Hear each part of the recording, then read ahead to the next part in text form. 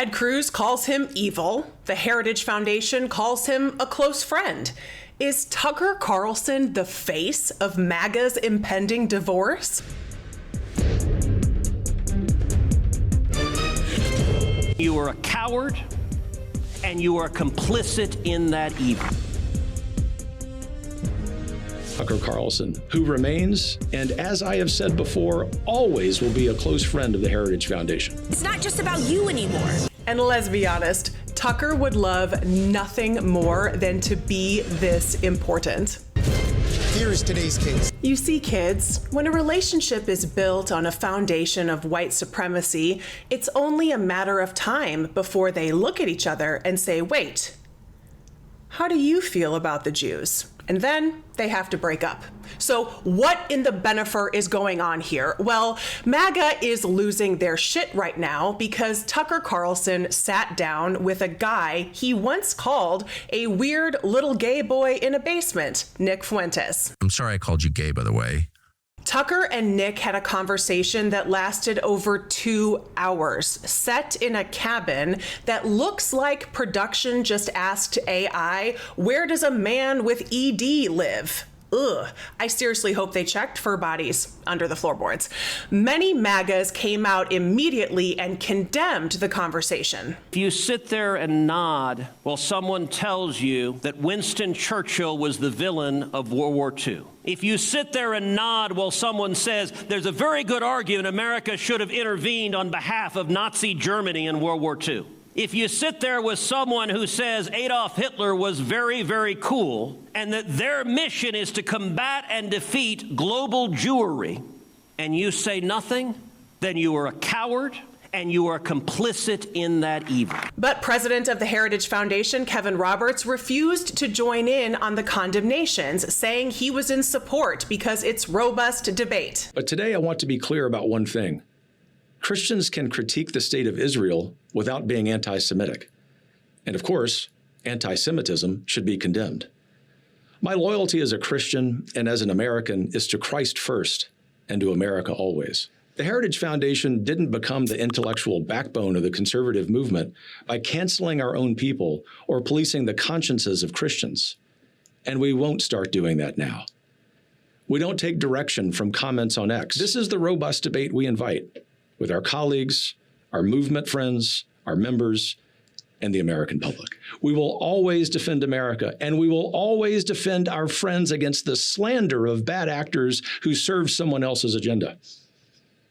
That includes Tucker Carlson, who remains, and as I have said before, always will be a close friend of the Heritage Foundation. And it is important for all of us, assuming we are American citizens, to put the interest of our own country first. That's where our allegiance lies, and that's where it will stay. Let's take a look at some of the highlights from their chat. Well, I thought you were a Fed. I thought you were a Fed. I was a Fed. Yeah. I'm not a Fed. Who should be president next? Who should be president? Well, yay, of course. Kanye. You had dinner with Trump. I did. And Kanye. Yes. What did you think of that? It was surreal. Because those are my two heroes that in middle schools and high schools, the boys were saying that to the girls, your body, my choice. So it became this thing where it's like, he's creating this toxic environment for women. Funny, it was December 18th. I remember because that's an important date to me. And it's Joseph Stalin's birthday. Oh, I'm a fan. You're a fan of Stalin's? Mm-hmm. Always an admirer, but we don't need to go into that. I guess. I didn't even vote for Trump, but I put that tweet out. Who'd you vote for? I didn't vote at all.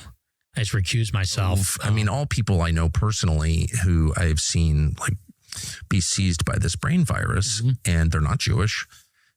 Most of them are self-described Christians, and then the Christian Zionists who are, well, Christian Zionists. Like, what is that? Right. And I can just say for myself, I dislike them more than anybody. I mean, as far as the Jews are concerned, I think that, like I said, you cannot actually divorce Israel and the neocons and all of those things that you talk about from Jewishness. You tell me, why aren't people married? Well, I mean, honestly, It's the women. And the MAGA meltdown is playing out all over Twitter in the comment section of Kevin Roberts' video. MAGA right-wing shitstarter Laura Loomer said, "So everyone who doesn't agree with you is part of a venomous coalition? I'm not uniting with Tucker. He wants to decide who is allowed to speak. That's not free speech." With a very different take, Representative Marjorie Taylor Greene commented, "Well said. Thank you. The reactions here are seriously all over the place. Jews have no place on the right. My mother was a Heritage Board member for 40 years. You have befouled her, you rancid wretch of an amoeba. What we are witnessing is the conservative movement decaying in real time. Lifelong conservative here, proud Zionist. I'm done with heritage." Reading all of these perspectives, I'm honestly taken aback that anybody is surprised here. The Heritage Foundation is a blatantly white Christian nationalist organization, and they are playing the long game here, looking beyond Trump's tenure. It makes sense that they are embracing two people who have been very critical of Trump. When the New York Times profiled Nick Fuentes in September, they highlighted Fuentes' changing opinion of Trump, quoting him as saying, "When I was a teenager, I thought he was a Caesar-like figure who was going to save Western civilization. Now I view him as incompetent, corrupt, and compromised." Tucker Carlson has also levied harsh criticisms against Trump, and we learned all about that in the 2023 lawsuit between Dominion Voting Systems and Fox News. Tucker's texts revealed that he said about Trump, "I hate him passionately. We are very, very close to being able to ignore Trump most nights. I truly can't wait." The Heritage Foundation is going to continue working to push the United States towards an authoritarian Christian nationalist country, and Trump was just one of their first steps in that process. He was a populist they could rally voters behind, like the spoonful of sugar that's making the fascist medicine go down a little easier. And now MAGA and conservatives are having an epic identity crisis. The Heritage Foundation has transformed considerably since its founding in the early 1970s.